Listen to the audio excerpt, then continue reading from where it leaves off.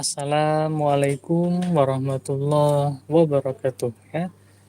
Pada kesempatan kali ini kita akan melanjutkan ya untuk melengkapi metode-metode yang ada di array statik untuk struktur data antrian ya.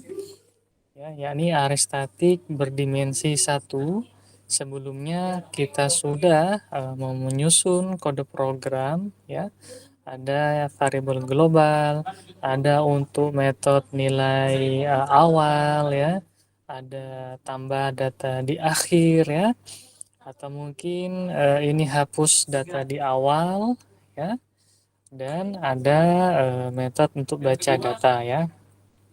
Nah, karena beberapa ada yang mirip dengan metode yang ada di tumpukan, maka kita bisa mengambil ya metode-metode yang tersebut ya, meskipun dilakukan dengan tanda kutip lah ya, kita menyalin ya. Oke, karena sama ya, karena teman-teman sudah menyusunnya sama. Misalkan di sini void ya, update data ya, dia butuh posisi dan data baru ya, maka kita buatkan di sini ya. Oke, di sini kita buatkan dia void update data baru, integer ada posisi di mana ya, dan ada integer data baru seperti ini. Oke, lalu kita akan katakan Q ya di posisi itu sama dengan data baru ya. Nah, sekali lagi di sini belum kita sertakan adanya validasi atau pengecekan ya. Karena untuk pertama adalah fondasi ya, berupa pemahaman agar kokoh ya. Sehingga antrian atau tumpukan nantinya misalkan ingin diubah ya atau mungkin dikembangkan, ini masih bisa menyesuaikan ya. Oke, untuk update ya sudah kita buat. Lalu juga ada ambil data ya di posisi tertentu misalkan seperti itu ya. Oke, kita bikin juga di sini integer get data ya. Integer posisi di sini ada return ya q ya, yakni posisi. Nah, seperti ini. Jadi sama, oke, dengan yang ada di tumpukan seperti itu ya. Lalu ada integer data paling puncak, paling atas ya, paling terakhir. Kalau ditumpukan namanya top ya. Kalau mungkin di antrian yang akan pertama dieksekusi atau mungkin dicari, yakni adanya metode data pertama ini berapa seperti itu ya. Tapi sekali lagi ini masih belum ditambahkan dengan beberapa validasi-validasi ya. Contoh di sini integer get data pertama ya. Pertama misalkan ya, get data get first data ya. Oke, ini bahasa Inggris ya. Kita coba di sini dia return Q di indeks pertama 0 ya. Setelah itu coba kita cari kembali ya, di sini metode yang lain adalah searching ya. Nah, di sini kita menggunakan algoritma sequence ya. Oke, ada integer search pada baris 82 untuk mendapati ada di posisi keberapa ya, sehingga tipenya adalah integer ketemu ya, seperti itu. Lalu di sini keterangannya ya. Oke, jadi teman-teman pun misalkan mau mengambil ini semua, ini boleh. Tapi hati-hati ya, misalkan kita kopas seperti ini, lalu kita letakkan ya di sini ya. Oke, ini terlihat ada yang keliru, tidak ada ya. Tapi kalau kita gunakan beberapa editor ya tertentu akan tampak ya. Ini stack ini apa? Tidak dikenali ya. Karena ini harus kita mengubah satu persatu. Jadi harus kita ubah misalkan jadi Q ya. Satu lagi tadi ada. Nah, di sini ya kita harus ubah satu persatu ya. Oke, ini kalau kita langsung menggunakan metode salin dan tempel ya. diasumsikan teman-teman memiliki jam terbang yang sangat banyak ya, sehingga sudah familiar ya, dengan bahasa pemrograman ya. Oke, selain ada integer searching ya, maka ada sorting pun bisa kita ambil ya.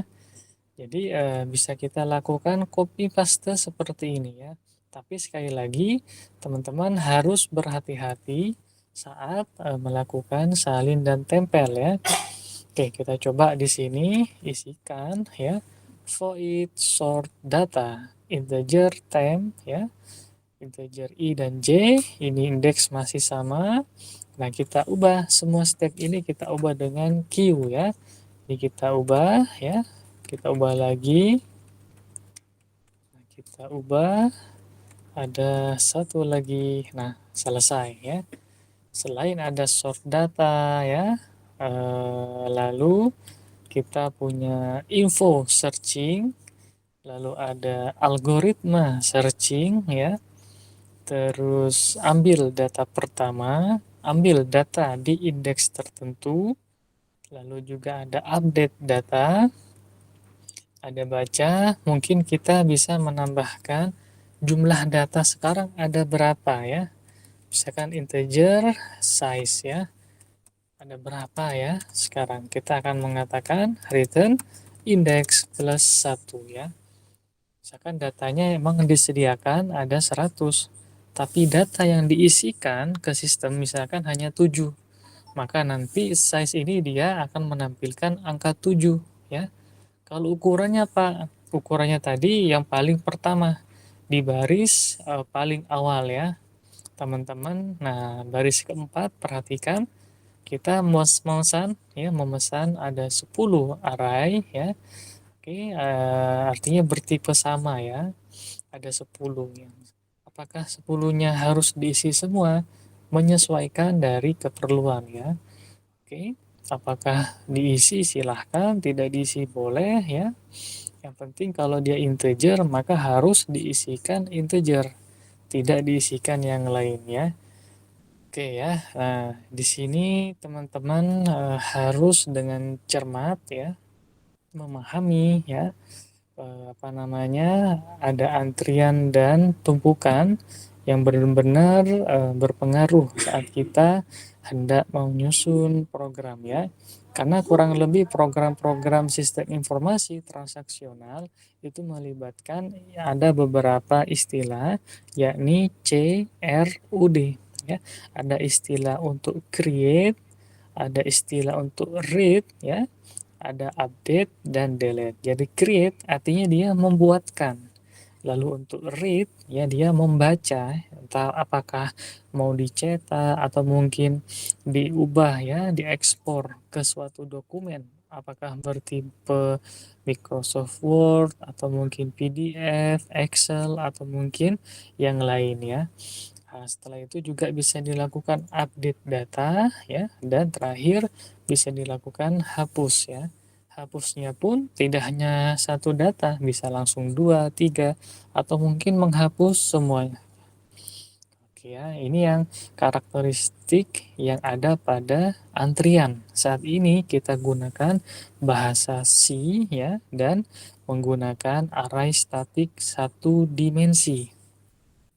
Sebenarnya kalau kita mau menambahkan, misalkan ada pengecekan, boleh-boleh saja ya. Misalkan kita tambahkan integer is empty, misalkan seperti ini ya. Jadi benar-benar kosong katanya. Kalau dia kosong, maka data masih bisa ditambahkan. Oke, maka data belum penuh seperti itu ya. Dan kalau kosong, maka tidak ada data yang bisa dibaca ya. Di sini kita gunakan percabangan, misalkan jika jika indeks bernilai min 1, maka kita akan mengatakan return true ya. Nah, else kita akan mengatakan return false ya. Nah,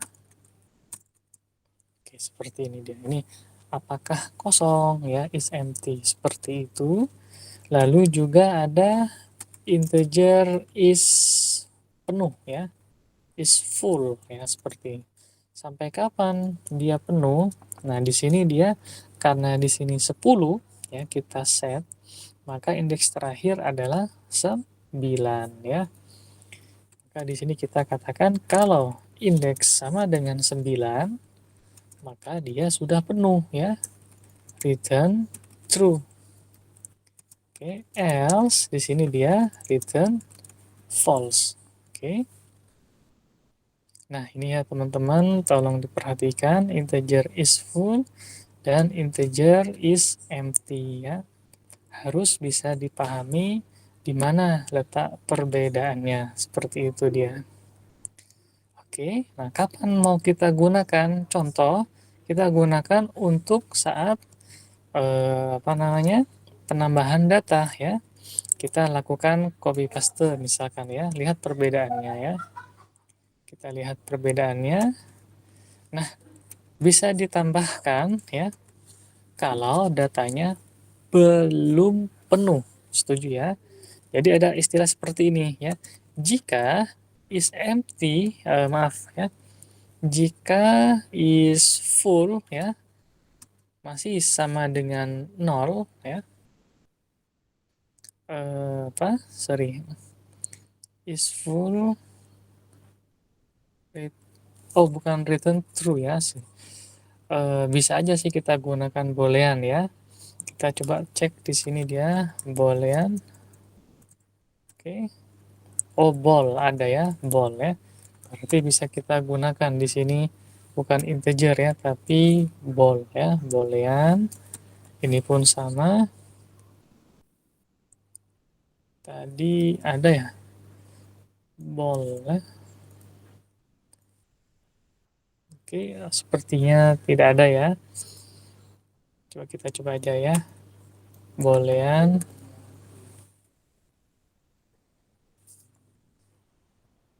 Ini ya, boolean ya. Oke, ada ternyata ya. Oke, boolean. Boolean. Nah, ini ya. Is empty. Oke, sudah ada. Jika masih belum penuh, ya, cara bacanya adalah jika not, ya, tanda seru adalah tidak ya. Jika belum penuh, maka masih bisa dilakukan penambahan data. Else, nah, seperti ini. Jadi tampak ya teman-teman perbedaannya di mana ya. Ini baru menggunakan hanya satu pengecekan sederhana ya, belum menggunakan atau menyertakan atau melibatkan validasi-validasi yang lain ya.